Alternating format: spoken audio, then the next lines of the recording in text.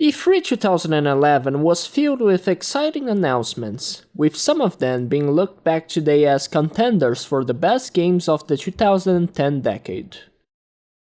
Bioshock Infinite, the return of Deus Ex after 10 years, with Deus Ex Human Revolution, Far Cry 3, Battlefield 3, Mass Effect 3, Halo 4, and the Tomb Raider reboot.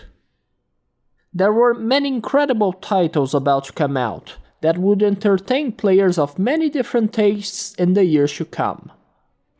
But one game stood above all. The one game that no one would stop talking about after the E3 and took the internet by storm with its reveal trailer and the memes that were generated from it. The Elder Scrolls V Skyrim. Skyrim trailer was an extremely well constructed summary of the setting of the game, and the Fusrodan part was really memeable, making it rise in popularity in the internet, becoming one of the most popular memes of the year, with thousands of montages of other videos with the trailer's audio being played. The Dragonborn theme, composed by Soule, also played a big role in it, as it delivers a catchy and effective epic sound with its highlighted trumpets build-up and orchestral chorus explosion, that enforces the idea of the heralding of the arrival of the Dragonborn, and his status as a legend in this world. The first gameplay demo also blew many viewers away, as at the time players weren't used to seeing an RPG looking that good and feeling as fluid as Skyrim did. The reveal trailer, the gameplay demo, the music, and all the memes helped Skyrim land in an effective commercial punch, as it had 7 million shipped copies within the first week of its release. 5 years later, it became one of the best-selling video games of all time, with 30 million copies on all platforms. It also received overall praise, despite its many bugs and some wonky combat aspects. With Bethesda disponibilizing the Creation Kit, the game became extremely malleable for modding, spawning one of the biggest, if not the biggest, community of modding in gaming, with thousands of mods being available online. From the initial hype to its great release, and to the community's love and care, Skyrim achieved a mythical status among games. One of those games that its players will revisit time upon time, regardless of how long it's been since its release. Naturally, Bethesda saw in that an opportunity to release many versions of the game, to the point that even Todd himself pokes fun at this now. While it may sound ridiculous and overly lazy, to quote the man, "It just works," as the releases and ports tend to be really successful. 10 years after its release, Skyrim still has a very active player base, with the Steam chart showing that it still has around 30,000 active players daily, which is pretty impressive for a game that old with no multiplayer features. But why was Skyrim so successful? While Skyrim has its fair share of bugs and problems, they get mostly overshadowed by the positives of the game. For one, the world. Skyrim's world is simply fantastic. For a game that is already more than a decade old, it still holds up pretty well against contemporary games with big open worlds. There's a lot of detail and care put throughout the land, with many unique locations players can explore, to the point that it is plausible that even after playing the game for 10 years, a player may end up never seeing a couple of them. The landscape of Skyrim is beautiful, even in its vanilla version, and it is easy to spend a good chunk of time just staring at the game's scenery. The world, despite its size, doesn't feel empty, which is a common occurrence in open world games. Everywhere a player may go, they will find something of some interest, be it wildlife, hostile NPCs such as bandits, or random encounters such as thieves and the dragons.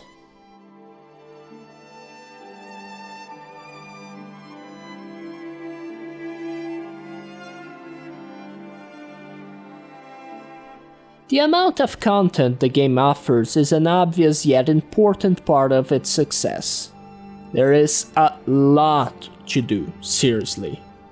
While the main story is fairly short and straightforward, it's definitely easy and a lot more interesting to roam around doing the many side quests the game offers.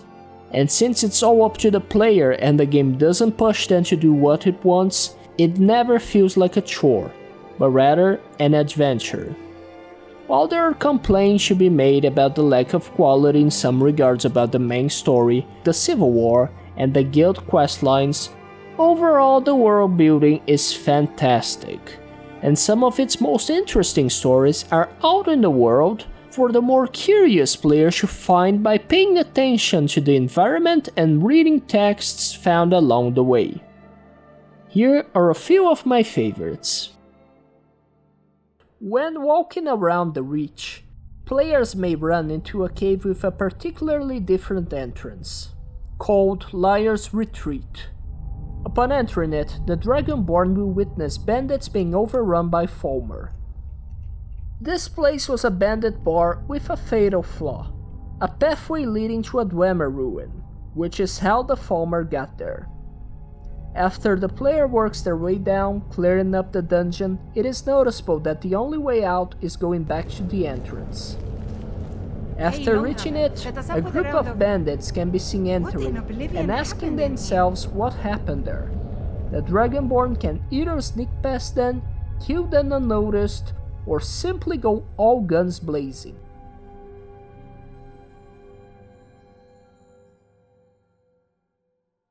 In the Rift region, near an Orcish stronghold, players will find Darklight Tower, a fort that has signs of witchcraft in the entrance. Entering it, players will hear a fight and see a witch killing another. Upon confronting the surviving one, players will learn about the location story. By the gods, I know this looks bad. Let me explain. I called it home. Now I know that was a mistake. I am, or was part of a coven serving the hag-ravens that live here. So was she. Helping Ilya leads to the conclusion of killing her mother. After that, players returning to the fort can see her standing outside, and she becomes a potential follower, a pretty decent one too. The quest is the only time that the game is clear about how hag-ravens come to be. Otherwise, players have to rely on clues found around Skyrim, especially around the Reach. One of the clues is not located in the Reach, however. It is actually extremely close to the beginning of the adventure. Players wandering around the Riverwood and Helgen area might come across a small house in the woods, named Aneezy's Cabin.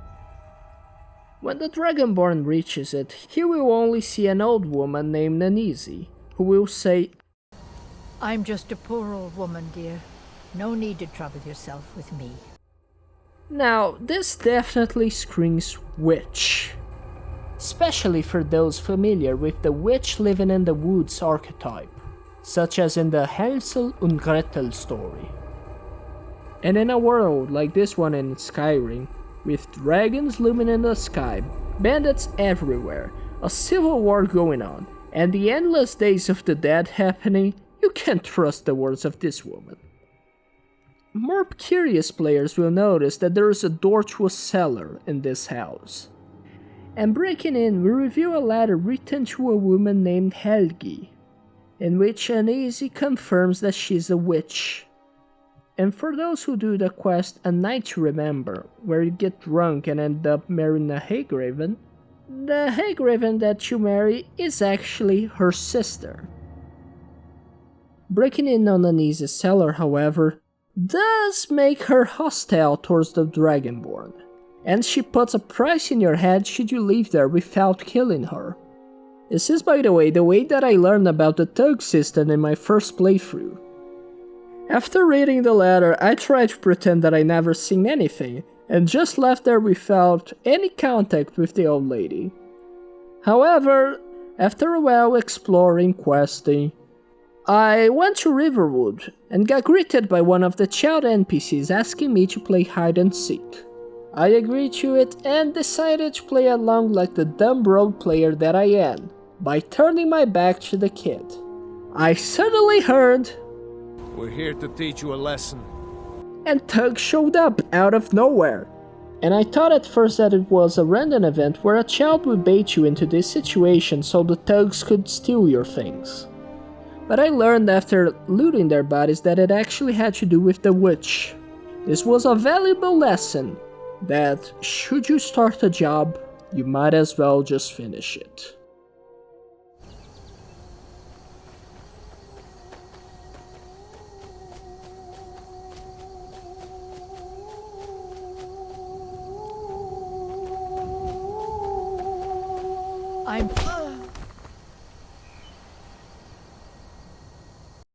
The randomness that can happen in this game really adds up, as each player can just witness a very different game from another person.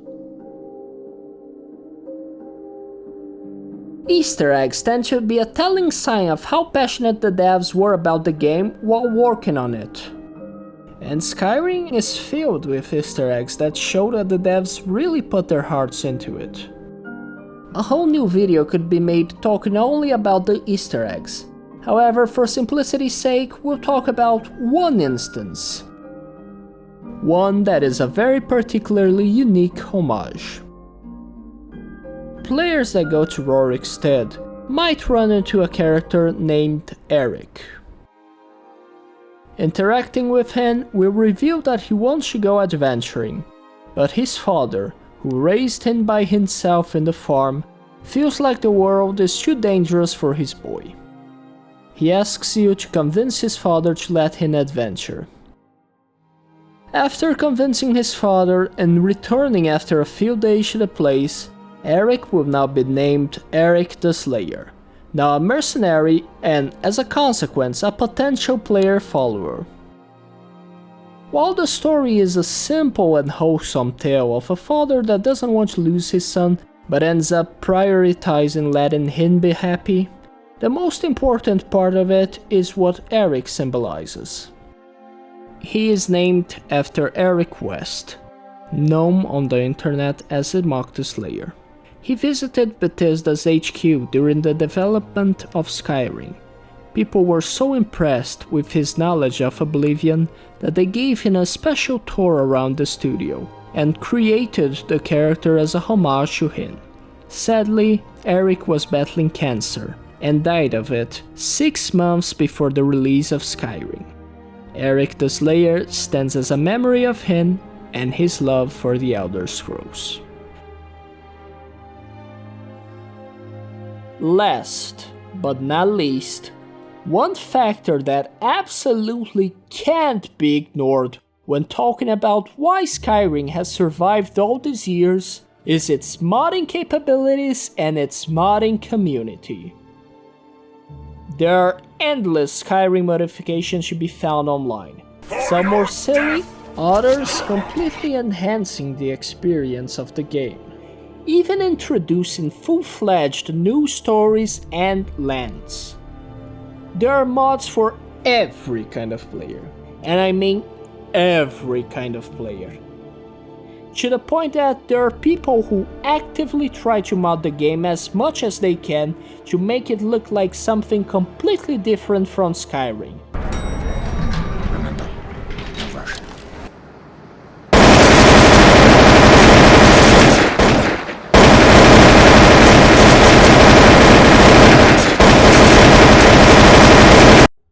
And it's not like people ever created games by modding others first. No, not at all, not that I can remember. No, this never happened. Not at all. It is completely impossible that this happens to Skyrim. So, do you think the base game customization is incredibly limited and want to get better hairstyles too? Say no more. Here are the mods to cover that for you. So you can do this.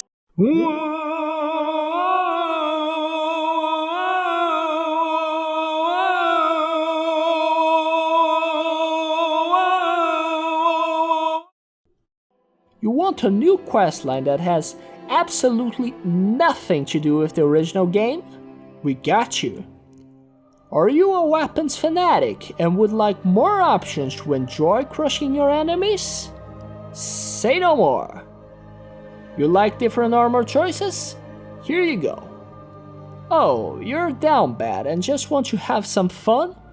Well, there are a ton of those. To the point that many just start becoming a little too creepy. Some I don't think they're even legal, and I might have accidentally witnessed actual digital crimes in the making of this video. My mind is probably scarred for life, so yeah.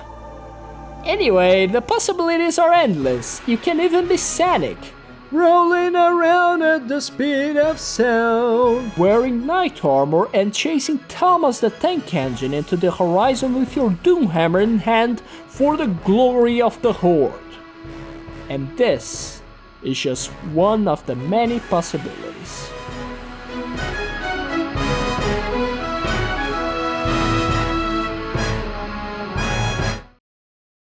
So the elements of world building, the passion for the game, and the freedom given to the player base has kept Skyrim relevant for over a decade. It also doesn't help that the Elder Scrolls 6 has been marinating in the Tartarus at this point, with the only sign of it even existing being a small teaser. The Skyrim grandma said that she was afraid that she would die before the Elder Scrolls 6 came out, and for that, Bethesda even prepared an NPC in the game for her. But at this point, I don't think even I will be alive to see that. And I'm still in my 20s! Regardless, the immense development time in the 6th installment of the series doesn't take anything away from the fact that Skyrim is a one-of-a-kind game. One that will be the source of stories of many future grandparents. Thank you all for watching, and I'll see you in the next one.